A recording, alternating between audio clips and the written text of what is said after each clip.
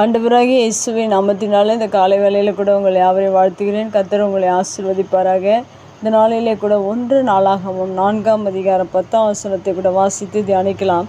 யாப்பேஸ் இஸ்ரவேலின் தேவனை நோக்கி, தேவரீர் என்னை ஆசீர்வதித்து என் எல்லையை பெரிதாக்கி உமது கரம் என்னோடிருந்து தீங்கு என்னை துக்கப்படுத்தாதபடிக்கு அதற்கு என்னை விலக்கி காத்தருளும் என்று வேண்டிக் கொண்டான். அவன் வேண்டிக் கொண்டதை தேவன் அருளினார். மிக அருமையான வேத வசனம் இது. யாப்பேசுடைய ஜெபமாக இருக்கிறது. யாப்பேஸ் அவருக்காக ஜெபித்திருக்கிற ஒரு ஜெபம். அதுபோல் நம்முடைய வாழ்க்கையில் நாமும் கூட நமக்காக ஜெபிக்க வேண்டும். ஜெபத்தை குறித்து வேதத்தில் அநேக காரியங்கள் இருக்குது. அநேகருக்காக யாருக்கெல்லாம் நாம் ஜெபிக்க வேண்டும் என்று நாம் பார்த்தோம் என்றால் அநேகருக்காக ஜெபிக்க வேண்டிய காரியங்கள் வேதத்தில் எழுதப்பட்டிருக்கிறது. ஒவ்வொரு நாளிலும் நாம் ஜெபிக்கிறோம், அநேகருக்காக ஜெபிக்கிறோம், மற்றவர்களுக்காக ஜெபிக்கிறோம், நம்முடைய பிள்ளைகளுக்காக, கணவருக்காக, மனைவிக்காக, எல்லாருக்காக, ராஜாக்களுக்காக, அதிகாரிகளுக்காக ஜெபிக்கிறோம். ஒரு சிலர் அவர்களுக்காக ஜெபிப்பதை மறந்து விடுவார்கள். இங்கு மிக நேர்த்தியாக யாப்பேஸ் என்கிற ஒரு தேவ மனிதன் அவருக்காக அவர் வேண்டுதல் செய்கிறதை நாம் வாசிக்கிறோம். அதுபோல் நம்முடைய வாழ்க்கையில் நமக்காக மற்றவர்களுக்காகவும் நாம் ஜெபிக்க வேண்டும்.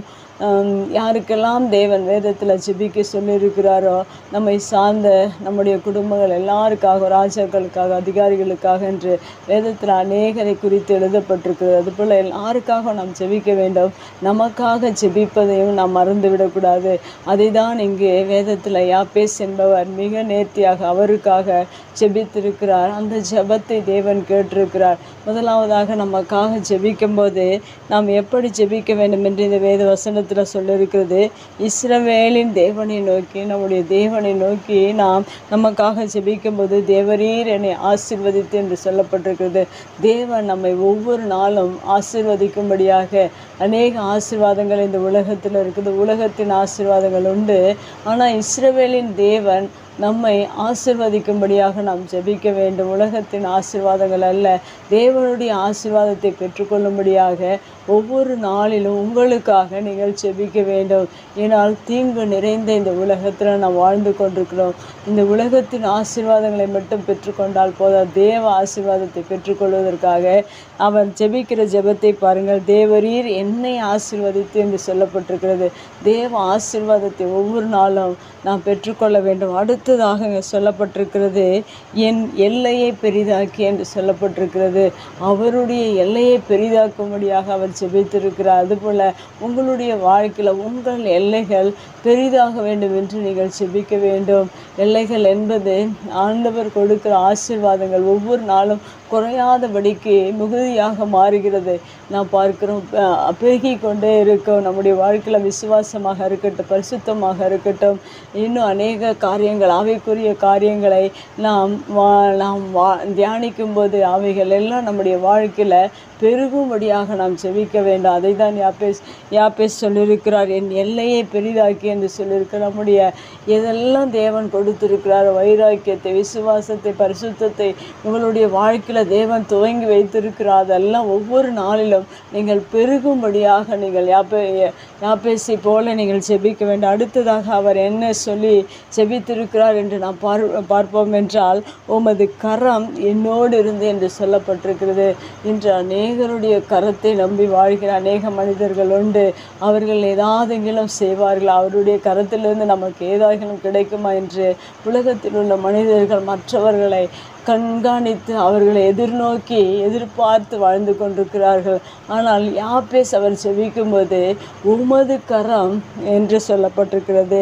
நாம் தேவனுடைய கரம் நம்மோடு இருக்கும் என்றால் தேவனுடைய கரம் எப்படி பலத்த காரியங்களை செய்யும் என்று வேதத்தில் எழுதப்பட்டிருக்கிறது. அவருடைய கரம் நம்மை உயர்த்துகிறது, அவருடைய கரம் நம்மை ஆசீர்வதிக்கிறது, அவருடைய கரம் நம்மை மேன்மைப்படுத்துகிறதாக இருக்குது. எல்லாவற்றையும் அவருடைய கரம் செய்கிறதுனால அந்த கரம் மாத்திரம் நம்மோடு கூட இருக்க வேண்டும் என்று நீங்கள் உங்களுக்காக ஜெபிக்க வேண்டும்.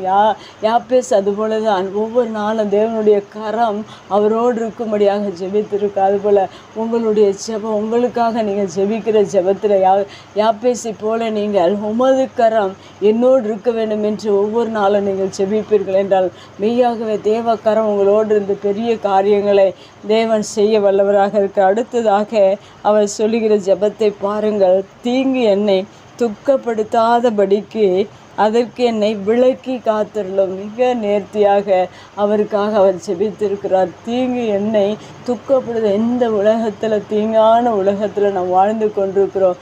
அநேக தீங்குகள், அநேக தீமைகள் ஒவ்வொரு மனிதனையும் நெருக்கி அவனை அழித்து கொண்டிருக்கிற அந்த சூழ்நிலை நீங்கள் உங்களுக்காக செபிக்கும்போது தீங்கு என்னை துக்கப்படுத்தாதபடிக்கு அதற்கு விலக்கி காத்தரலும் என்று யாப்பேசை போல நீங்கள் ஒவ்வொரு நாளும் செபிப்பீர்கள் என்றால் இந்த உலகத்தில் எத்தனை தீங்குகள், எத்தனை வியாதிகள், எத்தனை போராட்டங்கள், எத்தனை ஆபத்துக்கள் வந்தாலும் தேவன் அதற்கு உங்களை விலக்கி காத்தருளுகிற தேவனாக இருக்கிறார்.